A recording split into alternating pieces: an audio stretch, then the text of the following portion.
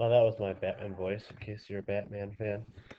But anyway, we have section 2.4 here. So, good morning, afternoon, evening, whatever time of day you're watching this video. We're going to work through section 2.4. We're going to try and do it quick, and we're going to cover these two goals. So please get out your goal sheet and write down these two goals. The two goals would be to solve equations with variables on both sides, and that's what we're going to do today. And tomorrow we're going to do the second half of it, where we're going to identify equations that are identities or have no solution. That's what we'll talk about tomorrow, the second part of 2.4. So if you would like to write, this is our 2.4A, our first part of this. So if you look at this equation, I just want to know, it says, what's the solution to this equation here? It says 5x plus 2 equals 2x plus 14. What do you notice anything different about this equation from what we've been doing so far? Well, hopefully you notice that there's variable terms on both sides of the equation. So now we're going to work with equations that have variables on both sides. There will be multi-steps, and we're going to talk about what those steps would be to solve an equation like this. So why don't we do that? Very similar to others, we're kind of just adding another step to it, kind of similar to the steps we did yesterday, which is regular multi-step equations, or but solving multi-step equations with variables on both sides, our step one is to simplify both sides. So if there's any distributing or combining like terms, just like last time, if there's any distributing or combining like terms on either side, you will do that first. If not, you can skip that step. Step two, we're going to use inverse operations to move the variable terms to the same side. We want to get the variables all on one side, so we're going to get rid of them on the other side. And we're getting rid of the whole term, so we're actually going to be using addition or subtraction, not just getting rid of the coefficient. So we're going to use addition or subtraction to move one term away from one side. Try to get it so that you'd have a positive variable term on whichever side it's ending up on. So that's something you want to think about. After that, we're going to use inverse operations to move the constant terms. That would be the number terms with that's a number without variables, it's just a number. The constant terms to the opposite side using addition or subtraction. So we want them to the opposite side of the variables. And then it should be down to a one-step equation. Just solving using either multiplication or division, unless we already have a coefficient of 1. But we'll just use multiplication or division to undo that last. Typically it'll be division to undo that last one, and then check your solution by plugging back into the original equation. So we are going to go through, now make sure you have these steps written down, so you can just follow them. You can use it as a checklist until you get used to doing it on your own. But these two problems I'd like you to do along, for the first one, I would like you to at least watch. The second one I'd like you to at least write down, if nothing else. And then I'm going to have a couple for you to do on your own. So this first one, let's look back. Our first step is to simplify both sides. So let's see. Is there anything we can combine or distribute over here? Nope. Over here? Nope. They're different terms. So we're good there. So let's check off number one. Number two, use inverse operations to move the variable terms to the same side. So we have variables over here, we have variables over here. We're going to get them to the same side, and if possible, we want to keep it as a positive variable term. So I think I'm going to subtract this 2x, get rid of it on the right side, so that that's gone over here.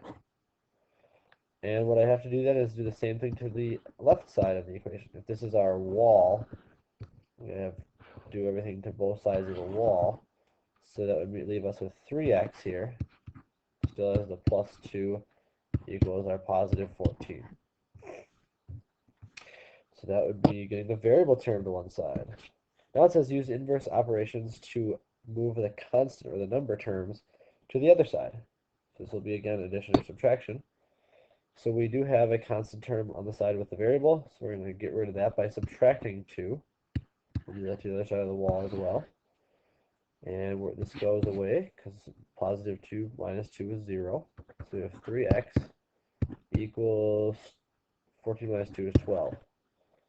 All right, done with step 3. Now we got to isolate the variable using multiplication or division.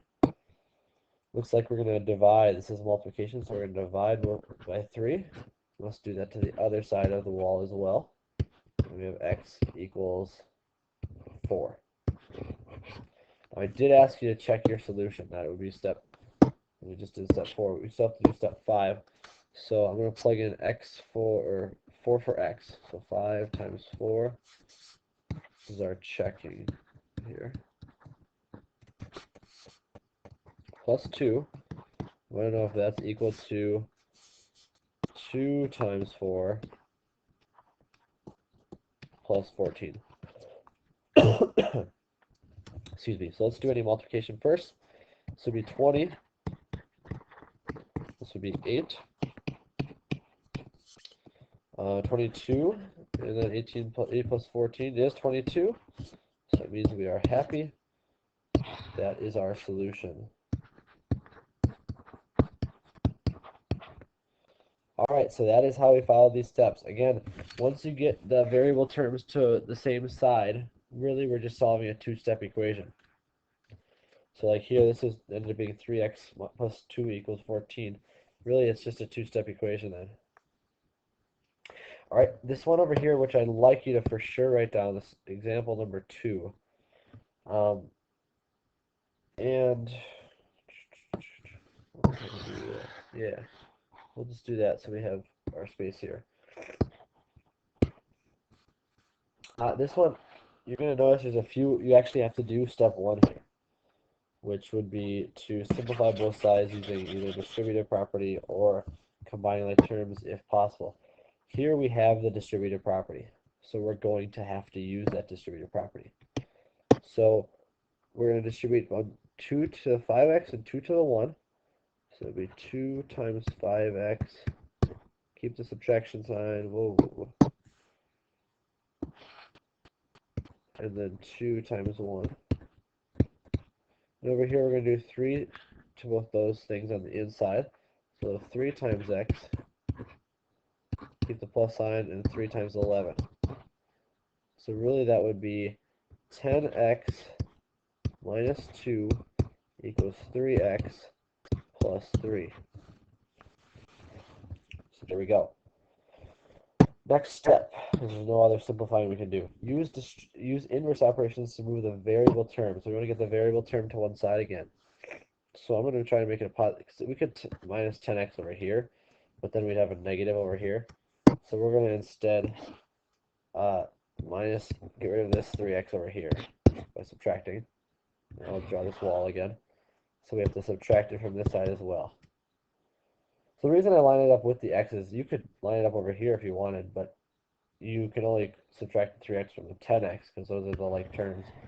So we'll just line it up with the x terms. So we have 7x total over here with that minus 2 equals positive 3.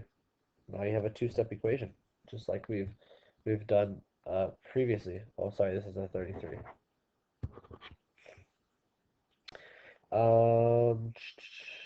So we're going to isolate the variable by getting rid of this constant term to this side. So add 2, so that goes away, and then we have 35 right here equals 7x is left. And then our last step would be to divide by 7 on both sides to get rid of that. So x equals 5. Now our last step is to check. And here's where, if you show me that it's plugged in, then you can check it on a calculator potentially.